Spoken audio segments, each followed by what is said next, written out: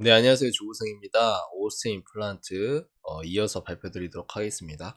네, 지난번에 간단하게 BM에 대해서 발표를 드렸고요. 이제 추가로 오스틴 임플란트 지역별 매출액 추이 한번 보도록 하겠습니다. 여기 보시면은 오스틴 임플란트 제품이 어디에서 많이 파이냐 했더니 당연히 당연코 중국이 가장 크고요. 그 다음 미국, 그 다음 러시아. 국내 제외하고 해외로 따지면 중국, 미국, 러시아 순으로 이렇게 크고 있고, 세 나라 모두 다 성장을 하고 있다는 게 정말 큰 고무적인 것 같아요. 한국도 계속 성장을 하고 있는데 내수합하는 한계가 있다 보니까 해외를 좀 많이 주목을 하고 있습니다. 그래서 해외 매출액 증가폭이 국내보다 더 가파르다. 그래서 최근 5년간 해외 매출이 연간 26% 성장했고 국내는 연간 12.8% 증가를 했다고 하네요. 그래서 중국, 미국, 러시아에서 이게 성장을 얼마나 하냐가 좀 중요한 것 같습니다. 그래서 나라별 매출액 추이를 보시면은 단연코 중국이 가장 높죠. 그 다음 미국이고, 그 다음 러시아 이렇게 보고 있는데, 꾸준히 이 세 나라의 매출액은 성장을 하고 있고요. 미국 법인 매출은 미국 매출과 미국으로부터 중국이랑 러시아로 또 수출을 한다고 하네요. 근데 상반기 때 코로나 때문에 중국 락다운 영향은 제한적이었다고 합니다. 왜냐면은 이제 20년도에 락다운 때문에 좀 피해를 봤었는데 그 학습 효과로 재고를 미리 쌓아놨다고 하네요. 그리고 러시아 우크라이나 전쟁 영향도 제한적이었다 라고 해서 미리 재고를 쌓아놔서 좀 대응을 했다라고. 러시아에서 마켓 시어가 35%나 된다고 합니다. 그리고 유럽도 21년 4분기에 매출이 음수로 표기되었는데 뭐 뭐, 뭐 조정이 있었다고 하고 잘못 표기된 것 같다고 하네요. 참고해서 보시면 될 것 같고, 해외에서의 성장성이 국내보다 훨씬 크고 해외 성장성의 시장이 가장 중요한 게 중국, 그 다음에 미국, 러시아 이 세 개 나라가 정말 중요하다고 보면 될 것 같습니다. 그래서 이게 제가 알기로 한 10일 간격으로인가? 한 달 간격으로 계속 애널리스트들이 이 세 개 나라에서의 임플란트의 그 매출 실적을 계속 주기적으로 모니터링을 하고 발표를 해줘요. 그 레포트 같은 것도 이제 신경 써서 계속 보시면은 실적 추정하는 데 좀 도움이 될 것 같습니다. 그래서 중국향 국내 임플란트 매출액 추이 보시면은 파란색 오스테 임플란트가 가장 크죠. 그 다음에 두 번째가 덴티움이고요. 그래서 중국 임플란트 시장 점유율은 가장 큰 게 이제 오스템, 그 다음에 덴티움, 그 다음에 스트라우만. 스트라우만은 좀 프리미엄 제품을 판매하는 해외 경쟁사인 걸로 알고 있어요. 예. 전 세계 아마 1, 2위 정도 하는 걸로 알고 있고. 그리고 고가별 인구 1만 명당 임플란트 식립 개수 보십시오. 국내가 가장 임플란트를 많이 하고 있고, 스페인, 이탈리아, 독일 순으로 하고 있는데, 오스템 임플란트의 해외 시장 3개 나라 보십시오. 미국은 82개, 그 다음에 러시아 80개, 중국은 22개. 아직 성장성이 많이 남아있다. 아직 임플란트 침투율이 그렇게 크지 않기 때문에 사람들이 좀 기대하고 있는 것 같아요. 좀 더 성장할 수 있는 룸이 더 남아있기 때문에 사람들이 투자를 하는 것 같고, 지역별 산업 연평균 성장을 보면 단연코 중국이 가장 높습니다. 그래서 중국은 아직 임플란트 침투율이 매우 낮고 높은 연평균 성장률을 보인다 라고 보시면 될 것 같습니다. 네, 재무 상태표 보면은 1190억 정도 순차입을 했고, 좀 차입이 좀 부채 비율이 높네요. 네, 부채 비율이 좀 382%좀 높은 편이고, 이게 이제 좀 연구 개발도 하고 좀 성장성도 크다 보니까 이제 좀 그 카펙스 공장 투자도 많이 하면서 돈이 많이 들어가서 그런 것 같아요. 그래서 높은 부채 비율 또 다른 이유가 영업 방식에 따른 선수금 때문이라고 합니다. 이 선수금이라는 게 뭐냐면은 일정 기간 사용 물량을 일괄적으로 구매를 합니다. 원재료 같은 거나 이런 걸 그런 거를 대량으로 일괄적으로 구매를 하고 계좌에서 채권을 제공해서 미리 돈을 땡기는 겁니다. 그래서 제가 봤을 때 선수금에 따른 부채 비율이 좀 높은 것 같고요. 그래서 이걸 감안해서 좀 보시면 될 것 같은데, 시장 성장성이 워낙 좋고 기술력도 있고 점유율도 크기 때문에 이 부채 비율 때문에 뭐 회사가 뭐 휘청거리거나 그럴 가능성은 높지는 않을 것 같다고 개인적으로는 판단을 하고 있는데, 공부를 해보시면 될 것 같습니다.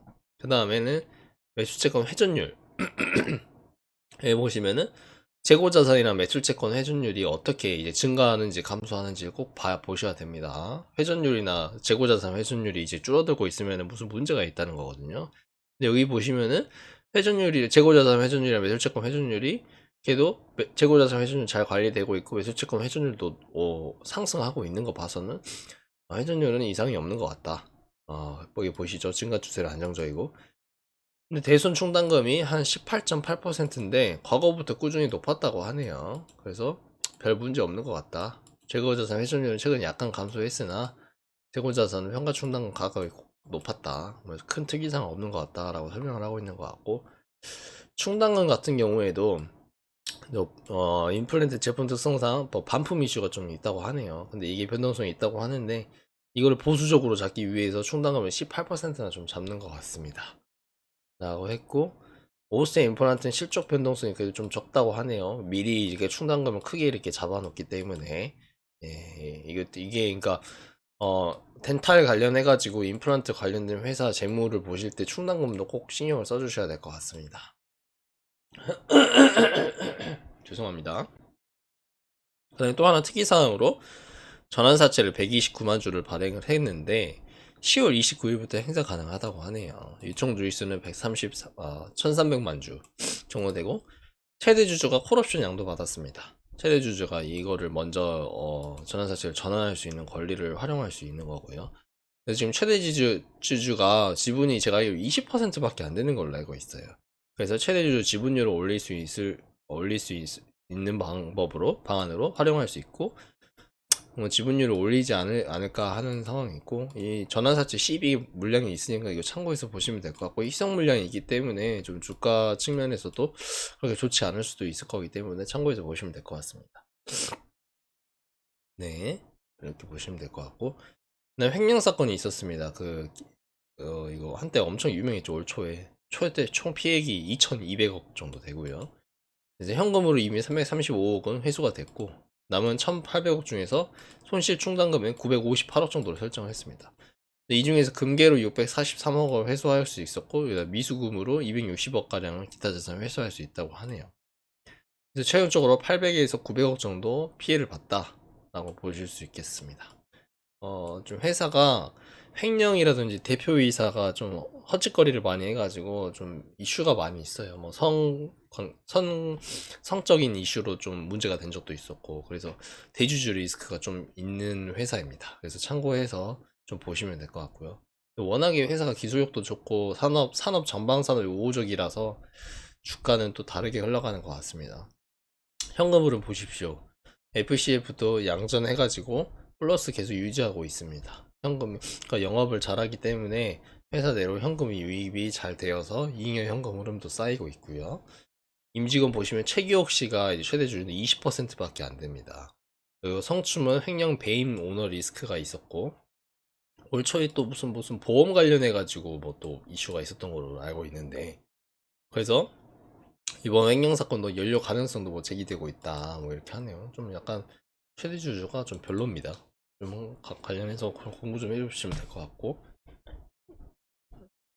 그래서 메리츠 증권에 또 신기한 게 최기혁 씨가 보유한 주식 294만 주 중에 176만 주가 1,100억 원 대출 담보로 제공되어 있다고 하네요.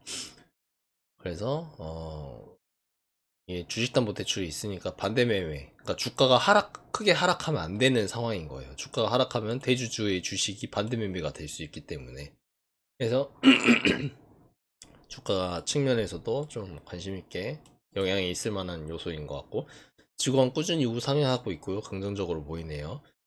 여기까지가 이제 간단하게 재무랑 비행 같은 거 분석을 했고, 이제 본격적인 투자 아이디어를 볼 수 있는데, 첫 번째 투자 아이디어는 이제 인구 고령화, 심미적인 욕구 등으로 성장하는 산업이다. 나이가 많이 들면 이제 이가 빠지니까 그만큼 사람들이 임플란트를 할 수밖에 없을 것 같고, 그 해외 주요 경쟁사로 스트라우만이 있었는데, 스트라우만이 분석을 했다고 합니다. TAM, 토탈 어드레스블 마켓은 약 한 20억 개 정도 시장이 될 것이다. 근데 현재 21년도 기준으로 전 세계 3,200만 개밖에 식립이 안 됐다고 하네요.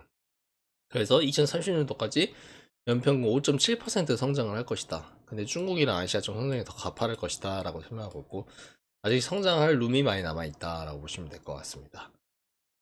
여기 오스테오 임플란트 영업 방식 관련해서는 3편에서 이어서 발표드리도록 하겠고, 도움이 되었으면 좋아요, 구독하기 부탁드리겠습니다. 영상 제작에 큰 힘이 됩니다. 감사합니다.